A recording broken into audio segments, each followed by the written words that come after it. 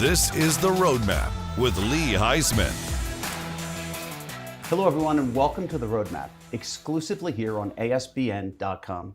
I'm Lee Heisman. Every week, we bring you some of the brightest entrepreneurs, CEOs, and business owners who are climbing the ladder, scaling their business, and thinking about how to do one thing one day, and that's exit stage left. Let me introduce you to my guest, Angela Gennari, a good friend of mine. Angela, welcome to the show. Thank you so much for having me, Lee. I'm super excited to be here. Well, Angela, you are what I just introduced. You're a CEO, a visionary, as we talked about earlier, and the owner of Titan Global Enterprises. Correct. So yes. Now, I hear that word Titan Global Enterprises. What industry is this? Can you elaborate a little bit? Sure, I'd be happy to. So Titan is a event staffing and security company. So we provide event staff and security personnel for venues, stadiums, arenas, events all around the state of Georgia, and now thankfully expanding into some more states. Yeah, so I know you excited. are expanding. You're very opportunistic with that. Yes. So to give our viewers out here the scope, you employ in excess of 300 people at your company. Is that accurate? That's right. Yeah, that's right. So we actually have event staff that we can staff any position within an event or venue. So that allows us, having 300 people allows us to cross-train them so that they can do multiple roles within an event or venue, and they are consistently working, unlike a lot of maybe temporary agencies or specialty agencies that only do one thing. So we provide a lot of opportunities for our employees to work, which they appreciate, and it gives them a depth and breadth of understanding of their job. So, you know, if you live in the state of Georgia currently and soon to be Texas and Colorado, but if you live in the state of Georgia, I am sure you've been to an event where your staff has actually worked the events. Absolutely. Can you give a little context of where people might have seen your staff? They might have seen us at the University of Georgia. University of Georgia Athletics is one of our clients, Go Dogs, as well as State Farm Arena, Gas South District. We've got Piedmont Park Conservancy, the Atlanta Open.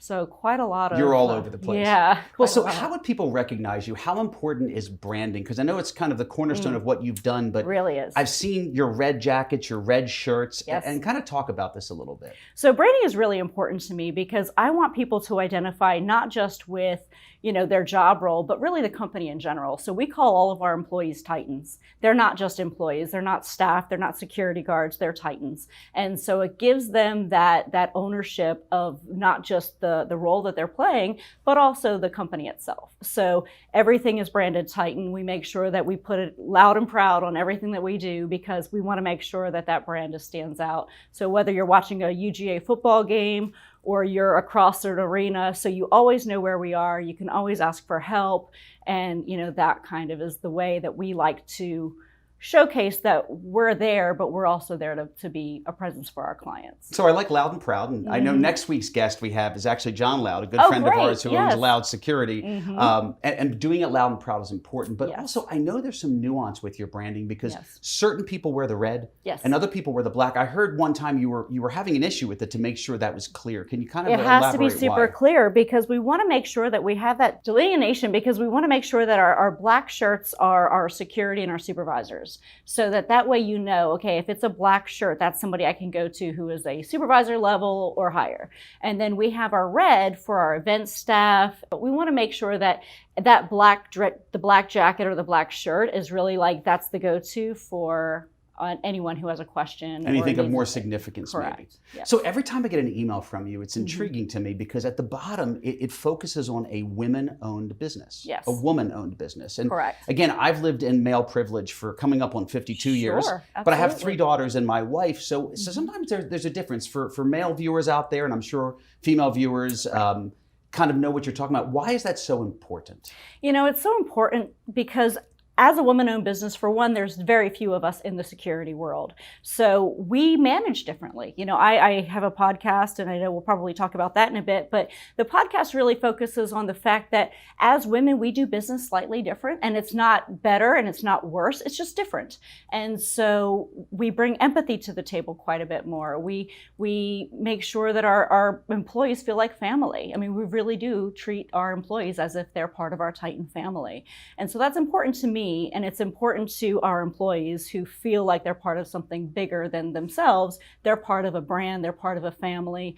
And so being a woman-owned business to me signifies that we're doing something quite different. Well, you're number one, doing something quite different, but number two, you're getting recognition for this. Right. And I'll get into the podcast in a moment. Sure. But just recently, because of you being a woman-owned business, you were asked to speak to a group of 250 women executives coming up in the next few months. Right. How did that happen? Yes. And what is that all about? It's the most amazing opportunity. I'm super excited about it. So I was asked by somebody who is a fan of the podcast, she says, I listen to the podcast all the time. I love your story. And I think you'd really make an impact on the women who are coming, the executive women who are coming to this forum.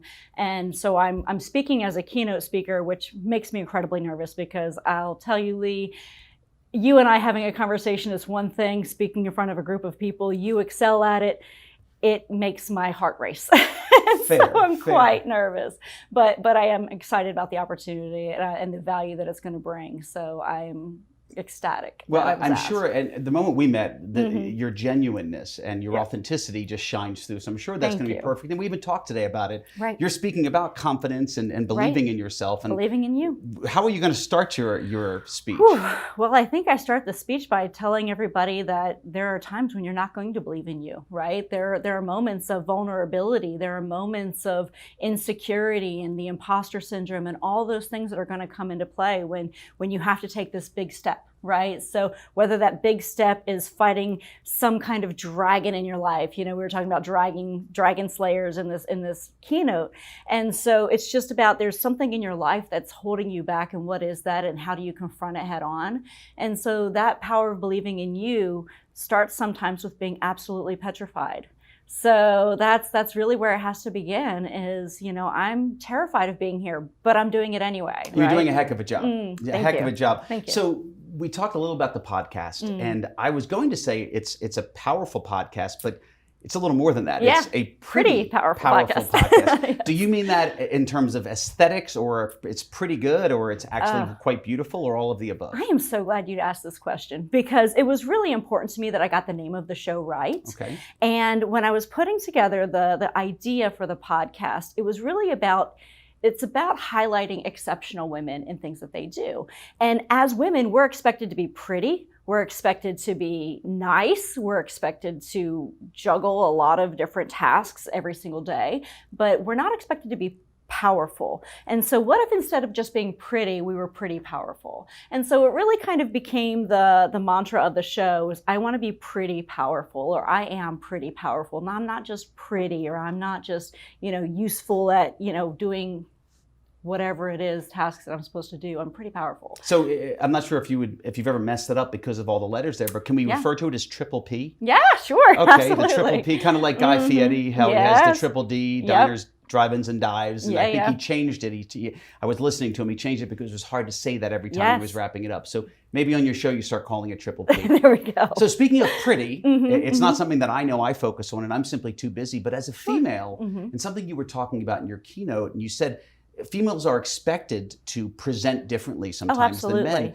And you allowed me to call this out on the show, but if we look at you and you're standing there holding your cup, you actually said before the show started, I should have done my nails. you said I should have done my nails. I can't believe I didn't do my nails. And then you immediately went into an explanation as to why. And I think for our viewers out there, being the entrepreneur that you are, the entrepreneur, the business owner, or even simply a high-level C-level executive that's busy, you're busy on the important things. And I want you to elaborate on your nails. So I made a joke that I keep my nails looking like a 12-year-old boy. And the reason is because I just don't have the time to focus on it, right? Like who has time to sit there in someone's chair for 45 minutes or even do it at home because I'm too busy knocking out emails and writing contracts and expanding my company. And, maybe I miss out on that. But as a woman, that's the standard, right? Like I'm sitting here without my nails done. Did you think about that when you sat down today? Absolutely not. Right. So here's what I did think about. And I'm telling you, a couple weeks ago, I actually forgot, and I heard many people that saw the show said, hey, Lee, do you mind shaving? And I think I forgot to shave last episode, and I heard someone call me out and say, did you find a razor? Of course. So I think that's an important piece. Yes. So when you manage your staff, and we talk about that growth and scalability, because you're in that phase right now. Right. If I'm incorrect, we spoke about this. You're trying to grow this business, as we talk about on the roadmap, where you're growing a business, you're scaling it, and you're eventually going to exit that business. Correct. But as you're growing your business, you're talking about the bench, and we talk about the bench all the time. Who are the people behind you that are going to take over the business or be obviously who you're going to leave it to if you sell a business. Sure. So how are you doing that? How are you scaling? How are you beginning to look into that? It's really tough, Lee, because this is the first business where I've really had a team of people. I've owned a few businesses prior to this, but this is the first one where I've really come into it with a team, and I'm really trying to groom my team to take on every part of the operations of the business. And it's the hardest part is pulling myself away from it because I love my business. And so it's a real challenge to say, okay, I'm going to let this happen and I'm going to trust my team to do it. I'm going to step away. And sometimes I can step away successfully, but many times I still get the call of, hey, is this what I should be doing? Or, hey, can I do this? And I say, this is your show. You run it. But it is difficult. It is difficult as an entrepreneur to build something and then trust your baby, trust what you've built in someone else's hands, but it's essential. I'm going to throw a curveball at you because you definitely have your A game, as you can tell. And I can tell you're very strategic with most things. You said, I need to work on my sleep. I know that because you're like most entrepreneurs, I'm working all hours. Yes. Give our viewers, before we wrap up here, look, I'm scaling my business, as I know you are. Sure. Here are some of the mistakes, maybe a big mistake you made scaling it. You said, okay, I need to scale it, but not doing that again because that was a mistake. What is a pitfall somebody can avoid? Gosh, I would say having to do everything yourself. That's one big thing because you had one of our friends on the show, Zach, and he was saying that you have to trust your systems that you've built. And that's where I've fallen short before, is that I've tried to be everything to everyone and I've tried to control every part of the business. And that's a huge mistake because you become the bottleneck in your business. And when you become the bottleneck, the business can only grow at your capacity. And growing at your capacity is not an option. And so you can either keep your business small and be in control of it, or you can release some control and let the business thrive on its own. So first, I'm going to argue with you. Yes, please. Growing at your capacity, you've already grown to over 300 employees. Yes. So I'll share with you that your capacity is pretty grand. Right. Going beyond that, you're exactly right. You're going to need to increase that scalability. So Yes. One final question. What is the one piece of advice you'd provide entrepreneurs out there? And if you're feeling compelled, you can look at me or you can look right at the camera over there. Sure. But one piece of advice you'd look for entrepreneurs is saying, I want to grow my business, scale it to sell my business. What's one of the biggest things? I would say do it scared. Do it scared because there's never going to be a moment where you feel 100% confident. And if you do feel 100% confident, you've waited too long. So do it scared, take the risk, take a calculated risk. Obviously, you want to do your homework first, but at the same time, you don't want to be sitting in what I call analysis paralysis. Yes. So you don't want to get into analysis paralysis where you feel like you can't move forward until you have all the answers. You're never going to have all the answers. In the events industry, what we say is we control everything that we can up until the event, and we try to be proactive in planning for everything, because what's going to happen inevitably at every single event is you're going to have a curveball and something is going to happen, and your planning and your preparation is what's going to get you through that. And so it's no different. You plan for what you can, and then you expect that there's going to be curveballs, there's going to be obstacles, but you're better prepared to handle them once you know you've already taken care of all the essentials. Words of wisdom. Ladies and gentlemen, words of wisdom. So I do have to ask one final question. Sure. How do people, number one, if they're using your services, how do they get in touch with you? Or more importantly, if they want to watch or find that keynote, find or listen to the Pretty Powerful podcast, the Triple P, how do people get in touch with you? So you can go to TitanGlobalEnterprises.com or you can go to PrettyPowerfulPodcast.com. Both of those you'll find me. And if you've got my business card, everybody who has my business card has my cell phone number, which is one nice thing that we do for our clients, is that our clients have direct connection to the CEO of the company. They don't ever have to question if somebody's going to answer their call. It's wonderful. It's been my experience. Angela, thank you so much for coming on Thank you this so much, show. Lee. I've enjoyed it. Guys, I'm telling you, thank you for joining today. I hope the show was insightful for you. We hope to see you again next week for another episode of The Roadmap.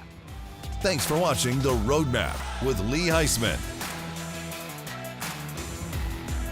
This has been a JBF Business Media production.